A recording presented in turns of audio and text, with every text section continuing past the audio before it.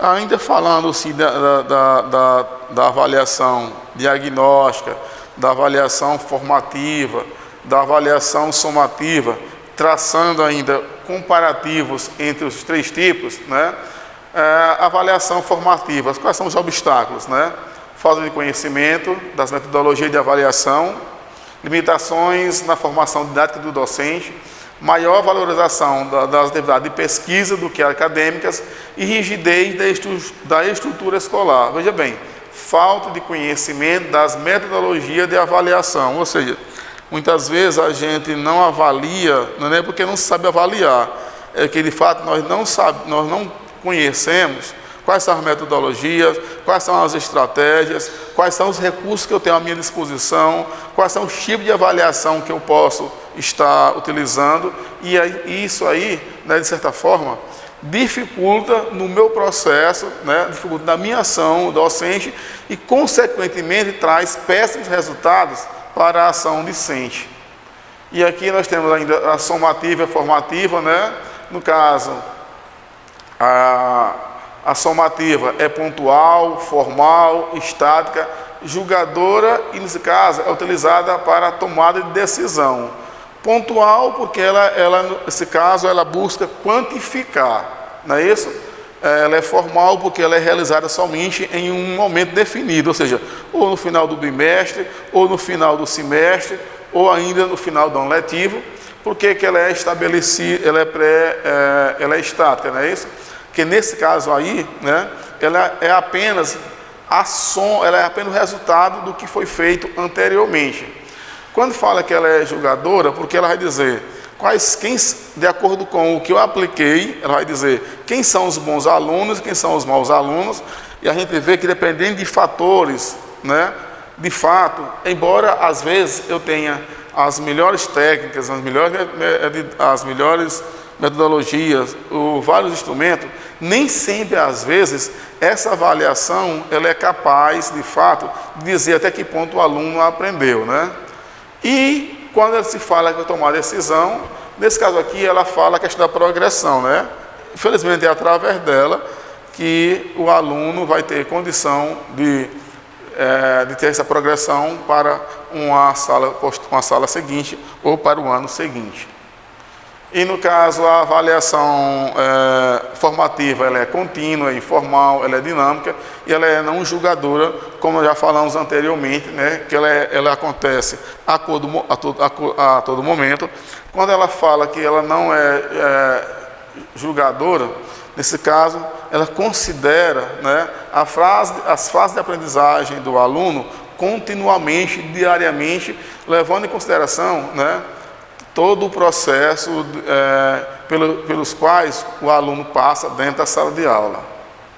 E aqui nós temos, ainda falando de aprendizagem, qual é a visão tradicional que nós ainda concebemos sobre a avaliação? Será que nós realmente já avançamos na discussão?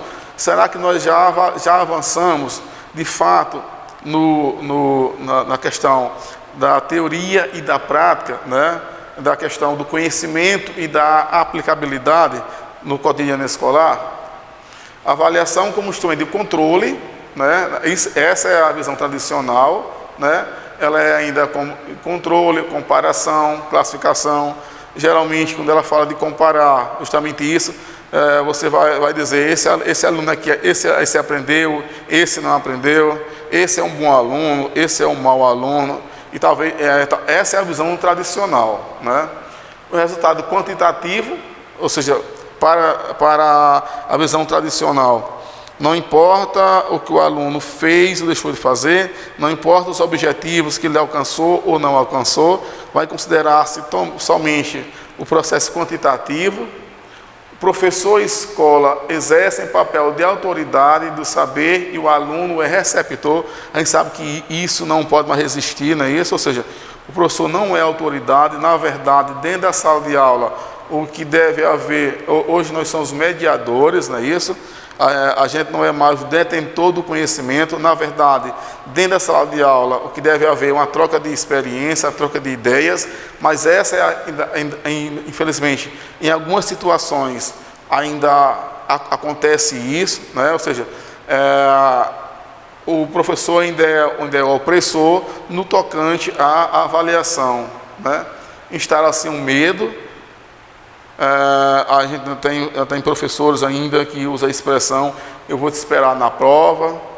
Destaque que quando chegar na prova você vai saber se você aprendeu ou se não. E na verdade a avaliação não é para instaurar o medo. Na verdade a avaliação é para emancipar, né?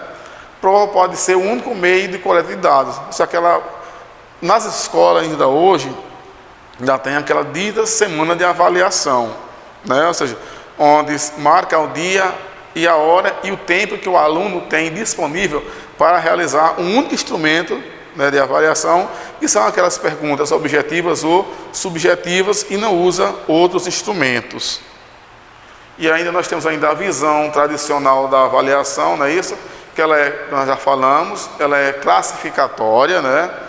Ela é punitiva no sentido da punitiva, ela se torna muitas vezes excludente, né?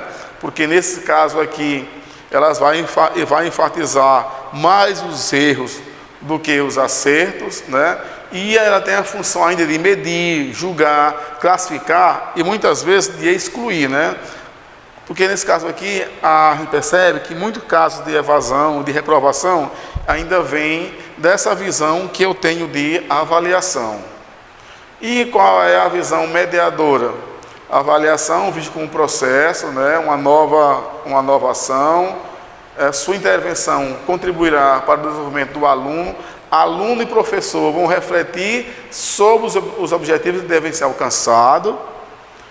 É o processo contínuo de todo o ensino-aprendizagem.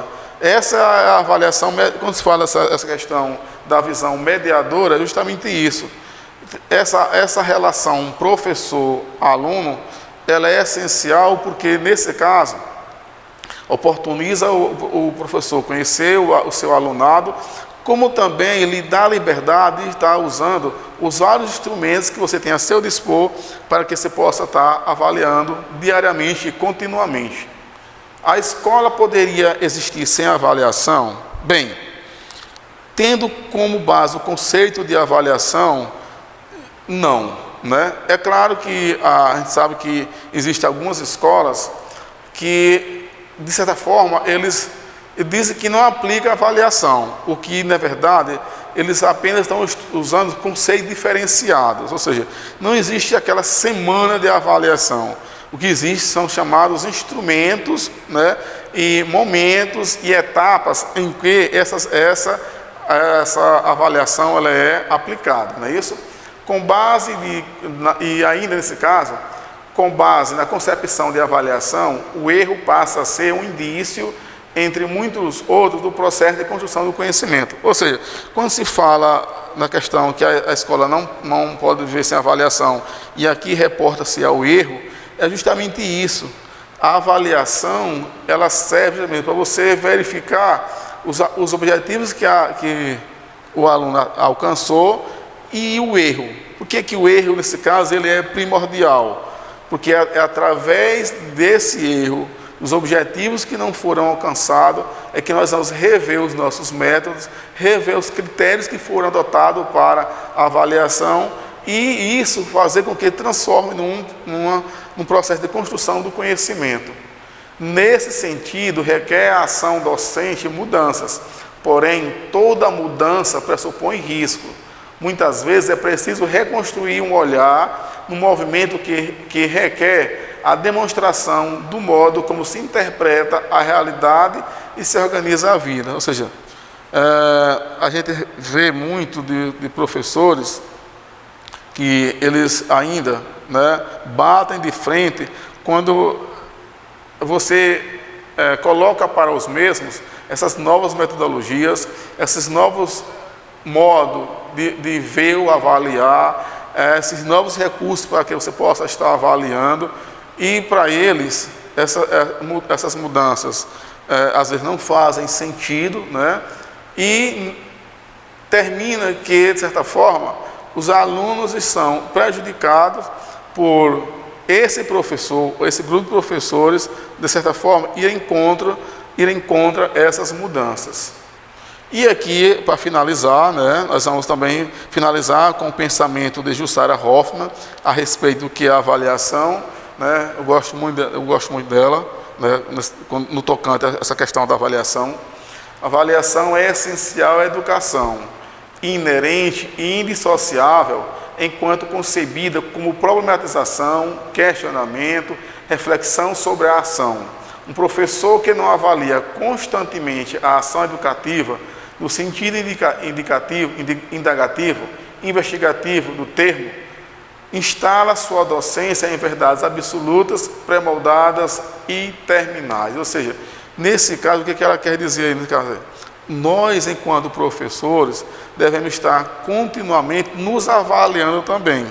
Ver até que ponto a minha ação enquanto docente está sendo eficaz, está sendo eficiente, em que momentos eu devo parar e recomeçar, né? Rever o aluno não como objeto, mas como um sujeito capaz de aprender, capaz de modificar-se, e que essa relação professor-aluno ela é essencial para que de fato o processo avaliativo ele atinja